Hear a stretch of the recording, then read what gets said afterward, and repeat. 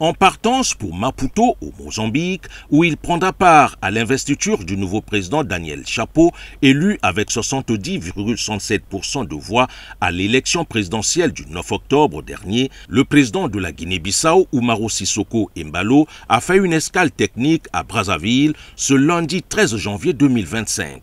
Le chef de l'État bissau-guinéen est accueilli par le Premier ministre chef du gouvernement Anatole Kolini Makosso qui vient de bénéficier une fois de plus de la confiance du président de la République Denis Sassou Nguesso. La Guinée-Bissau et le Congo entretenant d'excellentes relations d'amitié et de coopération, le président Umaro Sissoco Embalo ne pouvait pas fouler le sol congolais sans rencontrer son homologue Denis Sassou Nguesso. En effet, le président Umaro Sissoco Embalo est allé présenter ses civilités au chef de l'État congolais. À cette occasion, les deux hommes d'État ont eu des entretiens en tête-à-tête sur des sujets d'intérêt commun. On rappelle, la coopération entre les deux pays est régie par l'accord cadre de coopération signé le 11 janvier 2022 à Bissau. Il permet aux deux pays de raffermir leurs liens et a pour vocation de favoriser les accords sectoriels dans plus de 17 domaines qui marquent le début d'une ère nouvelle au bénéfice des deux peuples. Le Congo et la Guinée-Bissau ont toujours procédé à l'échange des délégations et des visites au plus haut niveau. La dernière visite du président Umaro Sissoco Embalo à Brazzaville remonte au 18 octobre 2024 et celle du président Denis Sassou Nguesso à Bissau date du 16 novembre 2024 à l'occasion du centenaire d'Amilcar Cabral. Au terme de leur rencontre empreinte de fraternité, le président de la Guinée-Bissau a rallié Maputo. Après les visites successives effectuées à Brazzaville par le président Félix Antoine Tshisekedi Tshilombo de la République démocratique du Congo le 22 décembre 2024 et Joao Lourenço de l'Angola le 11 janvier 2025, le tour est revenu à l'envoyé spécial du secrétaire général des Nations Unies pour la région des Grands Lacs, Wang Zia, de fouler le sol de la capitale congolaise. À cette occasion, Wang Zia a été reçu samedi 18 janvier au Palais du Peuple par le président de la République Denis Sassou Nguesso. Leurs entretiens ont gravité autour de deux centres d'intérêt. Le premier porte sur la situation sécuritaire qui prévaut à l'est de la RDC, notamment le processus de Luanda, censé aboutir à un accord de paix dans cette partie du pays. Le second se rapporte au prochain sommet de l'Union africaine qui verra la République angolaise prendre la présidence tournante de l'organisation continentale. Je dois toujours exprimer une vive gratitude au président qui a bien voulu me donner tant de temps pour me donner sa lecture des dynamiques de la région des Grands Lacs, des évolutions, et surtout dans les perspectives du prochain sommet de l'Union africaine. Il m'a exprimé un peu quelques attentes de la République du Congo pour voir comment les Nations Unies pourraient appuyer plus fortement l'Union africaine avec une nouvelle équipe pour gérer les dossiers brûlants du continent africain, notamment le dossier de la région des Grands Lacs. Et j'ai pris bonne note de ces attentes et je ne manquerai pas d'être un fidèle interprète du président de la République auprès du secrétaire général. Je suis d'accord avec le président Denis Sassou Nguesso pour dire que le processus de Luanda a eu des progrès qui devraient être préservés avec des efforts de relance.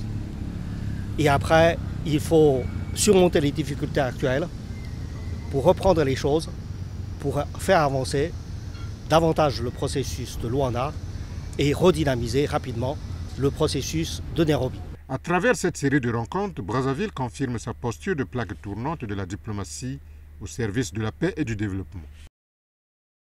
Après 4 ans d'exercice en République du Congo, l'ambassadeur du Rwanda est arrivé à la fin de sa mission. Comme l'exigent les usages diplomatiques en pareilles circonstances, Théoneste Mutsenda Chiaka a fait le mercredi ses adieux au chef de l'État congolais Denis Sassou Nguesso. L'occasion a permis au diplomate rwandais de faire le bilan de son passage en terre congolaise et partant de la coopération entre Kigali et Brazzaville. Pendant les 4 ans, les relations entre le Rwanda et le Congo sont vraiment excellentes. On a mis beaucoup d'efforts sur la diplomatie économique. On a parlé spécialement de 2 projets. De 2 projets qui sont en train d'être exécutés ici au Congo. Le parc industriel et commercial d'Omaruku.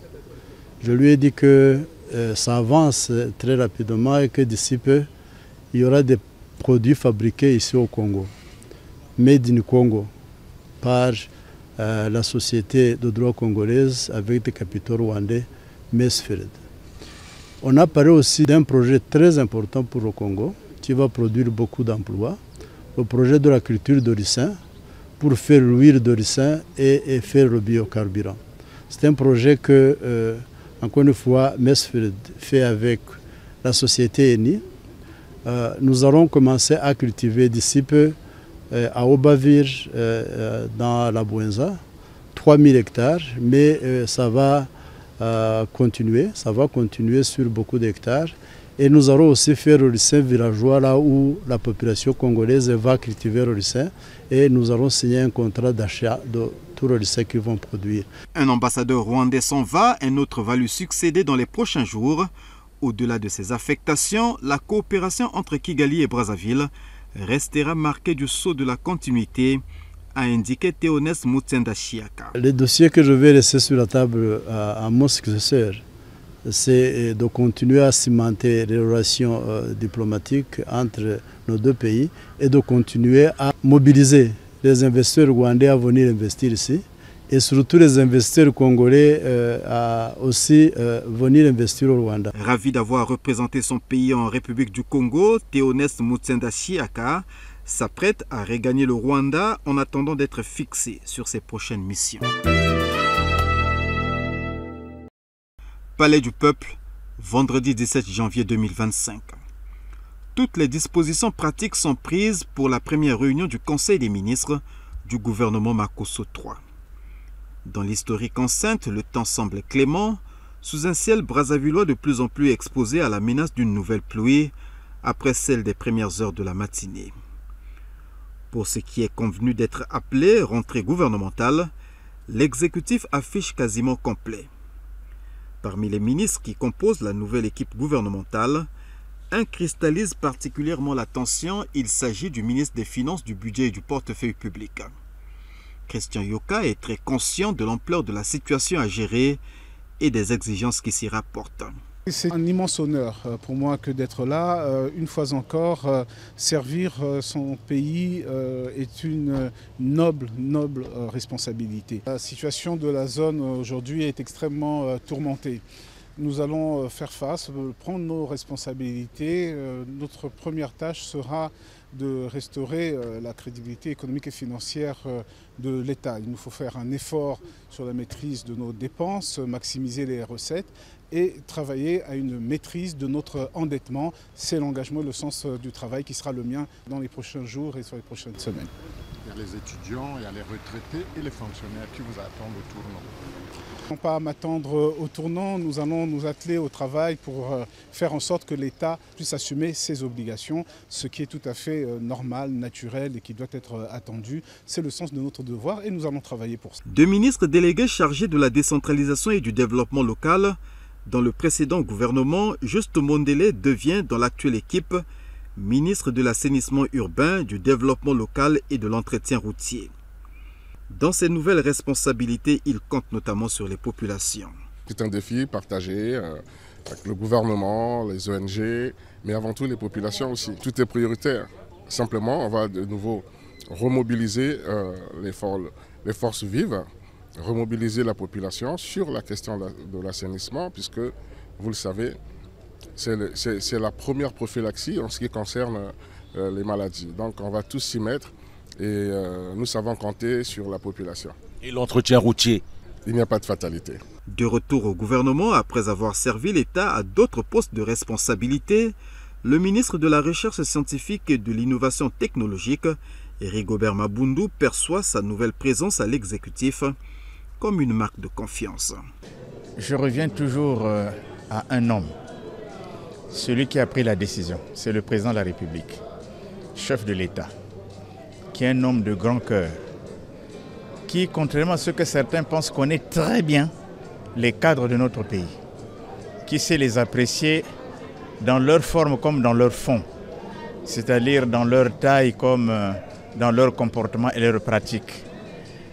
Un homme qui, par son expérience et par la haute vue qu'il a sur la conduite des hommes, nous connaît tous en le moindre détail. Et c'est pour cela que mon sentiment est un sentiment de reconnaissance d'abord à l'endroit de ce grand homme. Monsieur le ministre, vous méritez une fois de plus la confiance du président de la République. Alors, quelles sont vos priorités à la tête de ce département de la recherche scientifique et de l'innovation technologique? À l'heure où nous parlons et pour le temps qui nous a été fixé par le président jusqu'à la prochaine élection présidentielle, nous venons de recevoir des instructions très très fermes. C'est ce que nous devrons faire. Chaque ministre aujourd'hui doit retenir un ou deux projets importants qu'il doit soumettre à une réunion qui sera présidée par le Premier ministre pour que le gouvernement avise et présente au président de la République une batterie des projets qui feront l'objet de travaux intenses sur le terrain afin que le président puisse, le 28 novembre 2025, présenter le bilan complet du mandat qui sera complété donc par la partie sur laquelle nous allons travailler ces 12 ou 13 derniers mois. Donc les ambitions d'un ministère comme celui de la recherche scientifique et de l'innovation technologique sont connues. Mais pour l'heure, nous allons nous concentrer sur la feuille de route que le président a donnée avant que nous voyions individuellement qu'est-ce qu'on peut projeter pour l'avenir. De bonnes intentions, qui sont le dénominateur commun de tous les membres de l'exécutif, disposés à écouter avec grande attention les orientations éclairées du président de la République, Denis Sassou Nguesso, à cette rencontre de prise de contact. Vers la protection et la promotion des droits de la personne âgée et celles vivant avec handicap en République du Congo. Les deux projets de loi en ce sens ont figuré parmi les 7 affaires approuvées par le Conseil des ministres tenu le 17 janvier 2025 au Palais du Peuple sous l'autorité du président de la République, Denis Sassou Nguesso. Ces textes en faveur de ces couches sociales visent plusieurs objectifs. Ils visent à renforcer la promotion, la protection et à promouvoir les droits des personnes âgées en République du Congo, conformément à l'article 31 de la Constitution. Face à une augmentation progressive du nombre de personnes âgées dans notre pays, qui devrait se poursuivre au cours des prochaines décennies, ce texte répond à l'urgence de fournir un cadre juridique approprié pour lutter contre les discriminations, la stigmatisation et les maltraitances dont sont souvent victimes les personnes âgées. Poursuivant son propos, la ministre Mboukou Kimbatsa a soumis à l'examen des membres du Conseil un deuxième projet de loi portant protection et promotion des droits de la personne vivant avec handicap en République du Congo. Il vise à moderniser le cadre juridique pour garantir la protection et promouvoir les droits des personnes vivant avec handicap en République du Congo, conformément à l'article 31 de la Constitution et aux normes internationales. Il remplace la loi numéro 009-92 du 22 avril 1992, jugée obsolète, et adopte une approche fondée sur les droits humains en s'alignant sur les conventions internationales, notamment la Convention relative aux droits des personnes handicapées. L'objectif principal de ce projet est d'éliminer les obstacles à l'inclusion sociale et de permettre une participation pleine et effective des personnes vivant avec handicap dans la société, tout en tenant compte de leurs besoins spécifiques, notamment ceux des femmes, des enfants, des jeunes et des personnes âgées. Le port autonome d'Oyo dans le département de la Cuvette va bientôt être doté d'un cadre juridique. Le projet de décret portant approbation de ces statuts a été approuvé par ce Conseil des ministres qui s'est également prononcé favorablement sur un autre projet de décret, notamment celui portant approbation des statuts du port autonome de Brazzaville et port secondaire. Le projet de décret portant approbation des statuts du port autonome d'Oyo soumis à l'examen du Conseil des ministres vise à définir le cadre juridique et opérationnel de cet établissement public à caractère industriel et commercial. Créé par la loi numéro 24/2019 du 12 juillet 2019, le projet de décret fixe les modalités de gestion, les attributions et l'organisation de cette structure conformément aux dispositions légales en vigueur. Le texte comprend 78 articles répartis en 8 titres couvrant des aspects tels que les missions, l'organisation, le fonctionnement, les dispositions financières, les contrôles, le personnel, le domaine public portuaire, ainsi que des dispositions diverses et finales. Par ailleurs, le projet de décret relatif à l'approbation de la stratégie nationale de migration de l'économie informelle vers l'économie formelle a fait partie des affaires adoptées au cours de cette réunion, organisée une semaine après le réaménagement de l'équipe gouvernementale. Ce Conseil des ministres, le premier de l'année 2025, a été surtout l'occasion pour le chef de l'État d'appeler les membres du gouvernement à plus d'efficacité et à l'obligation des résultats face aux nombreux défis que le Congo est appelé à relever au cours des 12 prochains mois. Le président de la République, chef de l'État, a rappelé avec fermeté aux membres du gouvernement la nécessité d'accélérer la réalisation des projets prioritaires, symbole de la réponse attendue par les populations face à leurs besoins essentiels. Il a insisté sur des réalisations concrètes telles que les routes, les hôpitaux, l'université de Luango, la baie de Luango, les infrastructures agricoles et énergétiques, en appelant à un dépassement des lenteurs administratives. Il a souligné que la mobilisation des ressources financières doit être une priorité absolue. Une réforme fiscale robuste est attendue pour maximiser les revenus stratégiques et accroître les capacités du Trésor public. Il a exigé une transparence irréprochable dans la gestion des partenariats, pointant du doigt le fait que trop peu d'entreprises respectent leurs obligations en matière de déclaration et de contribution. Le président de la République, chef de l'État, a réaffirmé que les résultats attendus doivent être visibles et tangibles.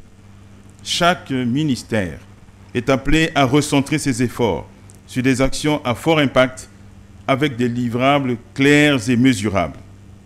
Les rapports d'étape devront refléter un progrès réel et non des intentions. Le Conseil des ministres a enfin prononcé quelques nominations au ministère de l'Enseignement supérieur, particulièrement à l'université Marien Ngouabi. Le temps est clément. La dépouille de l'illustre disparu arrive dans le hall du Palais des Congrès où sont installés les corps constitués nationaux, membres du commandement de la force publique, parents, amis et connaissances.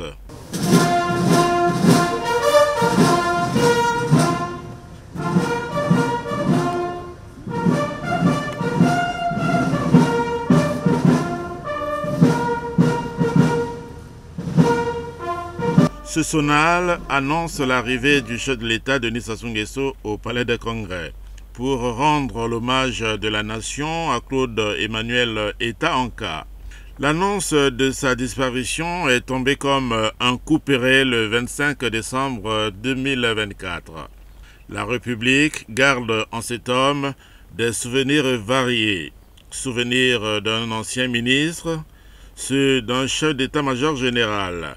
Les souvenirs d'un écrivain, un grand sportif, dont l'engagement et la détermination d'aller de l'avant ne lui ont pas permis l'économie et d'énergie. Le Congo vient de perdre un fils, un homme dont tous ceux qui l'ont connu ressentiront douloureusement la disparition. Dans ce deuil cruel, dans cette douleur, qui étreint l'ensemble des institutions nationales et la famille de la force publique. Notre peine est grande, mais notre souvenir et notre reconnaissance sont immenses. Après quoi, le chef de l'État, Denis Sassou Nguesso, a déposé une gerbe de fleurs sur la dépouille de l'illustre disparu. Le général Claude Emmanuel Etta Anka était un homme rigoureux qui prônait l'excellence. Peut-on aussi retenir de l'oraison funèbre lue par le ministre Gilbert Mokoki? L'homme est un apprenti, la douleur est son maître, et nul ne se connaît tant qu'il n'a pas souffert. Cette citation de l'écrivain français du 19e siècle, Alfred de Musset, nous enseigne sur le parcours atypique de Claude Emmanuel Etta Anka, un personnage multidimensionnel qui, durant son parcours terrestre, a laissé des empreintes indélébiles. Le général Paul-Victor Moigny et le colonel Jean-Ève Alacroix ont connu le général Claude Emmanuel Etta Anka. La disparition d'un supérieur, d'un ancien, qui m'a vu d'ailleurs commencer ma carrière d'officier sous lui, au centre d'instruction de Makola, et puis ensuite avec qui j'ai quand même travaillé dans une certaine mesure, sur sa mouvance dans une certaine mesure, mais aussi, c'est pas seulement l'officier général, mais c'est aussi le frère aîné, parce que lui et moi avons entretenu pendant toutes les années suivantes des rapports de cadet à aîné et d'aîné à cadet. Nous perdons une grande gloire nationale dans toute la plénitude du mot. Là, Etta Anka a su mettre en liaison des profils, des professions, des vocations, des passions qu'on pouvait penser incompatibles.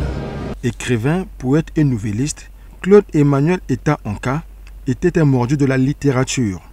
À son actif, une douzaine d'ouvrages, des œuvres qui ont inspiré l'écrivaine dramaturge Emma Mireille Opa-Elion. Vivant, tu as guéri les mots par les mots. Mort, nous te rendons un hommage par des mots. Tel un homme orchestre, tu as touché à tout. Tes regards, tes gestes et faits, tes écrits invitent à la lecture. Tu as choisi de vivre comme un passionné de la culture, toujours présent à tous les rendez-vous de la culture. Enfant de troupe, homme de l'armée et homme des armées. Tu es devenu ancien enfant de troupe, vieille, ancien, grand ancien, aïeul, enfant de troupe. Tellement tu as côtoyé les générations et à chacune d'elles, tu as su planter un grain de tes expériences de Saint-Cyr, de l'état-major, de Makola, j'en passe. Le souvenir de t'avoir connu reste gravé en nous, tes médailles d'honneur, tes livres restent en nous. L'Éternel a donné, l'Éternel a repris. Va en paix, homme militaire, homme des lettres, homme politique, homme des sports, homme de la culture, paix à ton âme. Décédé le 25 décembre 2024 à Brazzaville, à l'âge de 118 ans, l'ancien ministre Claude Emmanuel Etta Anka, qui laisse derrière lui une progéniture importante, sera porté en terre à Akana, ce village de la sous-préfecture de l'Ekana, qu'il a vu naître un certain 26 mars 1946.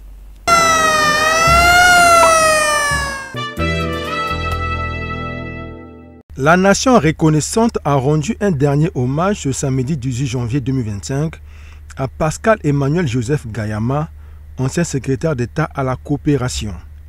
Et pour la circonstance, ministres, parlementaires, parents et connaissances, sans oublier le gratin de la diplomatie congolaise, tous étaient là pour les adieux à ce diplomate de haut vol, le président de la République Denis Sassou Nguesso, qui n'a de cesse de témoigner sa reconnaissance aux dignes commis de l'État, a sacrifié lui aussi à cette tradition.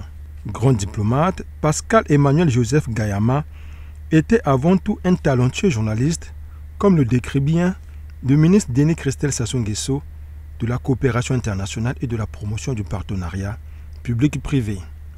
Oui, de M. Pascal Gayama, nous connaissions tous le diplomate chevronné, mais nombreux d'entre nous ignoraient qu'il fut d'abord un excellent et rigoureux journaliste. Il se perfectionna à Paris notamment, au Centre de formation et de perfectionnement des journalistes de Paris et à l'Office de la radiodiffusion-télévision française en sigle ORTF entre 1966 et 1968. Grâce à son professionnalisme et à ses qualités exceptionnelles, sa carrière prit un essor remarquable, le menant au poste de directeur de la télévision congolaise en 1972, puis directeur de cabinet du ministre de l'Information, de la Culture, des Sports et des Arts. Après avoir donné le meilleur de lui-même en tant que journaliste, Pascal Gayama choisit d'élargir ses horizons professionnels. En 1973, il entreprit une formation en relations internationales à Paris, où il obtint également un diplôme de l'Institut d'études politiques de Paris Sciences Po, enrichissant ainsi son parcours d'une nouvelle expérience. De retour au pays, Pascal Gayama entama une brillante carrière diplomatique, jalonnée de succès que nous connaissons tous. Premier conseiller à la mission permanente du Congo auprès des Nations Unies, directeur du département Afrique au ministère des Affaires étrangères, ambassadeur extraordinaire et plénipotentiaire à Addis Abeba, représentant également le Congo auprès de l'Éthiopie, de Djibouti et du Yémen, représentant permanent auprès de l'Union africaine, alors connue sous le nom d'Organisation de l'Unité africaine en sigle OUA, de 1987 à 1989. En 1989, M. Pascal Gayama fit son entrée au gouvernement de la République du Congo en tant que secrétaire d'État à la coopération, renforçant ainsi son implication dans les relations internationales et les affaires publiques. Entre 1991 et 1999, il fut nommé secrétaire général adjoint de l'Union africaine, une fonction prestigieuse qu'il exerça grâce au soutien de l'État congolais sous votre impulsion, Excellence, Monsieur le Président de la République. À ce poste, il joua un rôle déterminant pour le rayonnement culturel du Congo. L'un de ses actes les plus remarquables fut de défendre avec passion la candidature de Brazzaville pour accueillir le siège du Festival panafricain de musique en sigle FESPAM. Son engagement permit à la capitale congolaise d'organiser la première édition de cet événement historique du 9 au 16 août 1996. Malgré les avis divergents de certains experts qui proposaient une autre localisation sur la rive gauche du Poul Malébo, Pascal Gayama porta haut la voix de Brazzaville, inscrivant ainsi cette victoire dans l'histoire culturelle et patrimoniale de notre pays.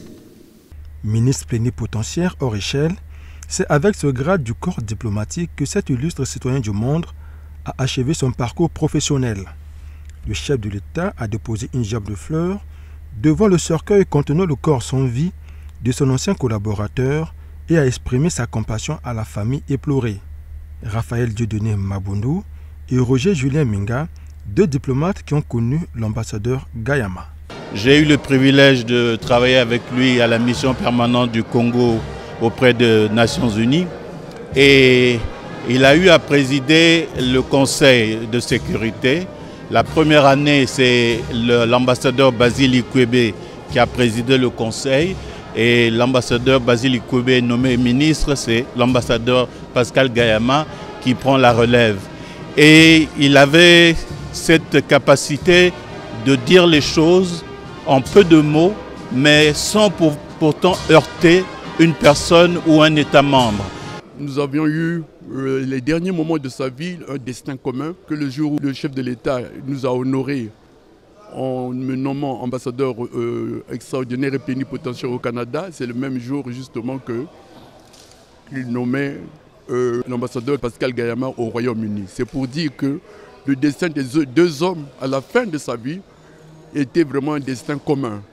C'est dans ce moment-là que j'ai appris à rester ensemble avec Gayama et apprécier les qualités de l'homme, les qualités de diplomate, les qualités de père de famille qui était Pascal Gayama. Pascal Emmanuel Joseph Gayama, qui a achevé son parcours terrestre le 2 janvier 2025 à Brazzaville, à l'âge de 76 ans, est né un certain 5 novembre 1949 à Mulundu, une commune du Cameroun située dans la région de l'Est. Il laisse une veuve et 7 enfants.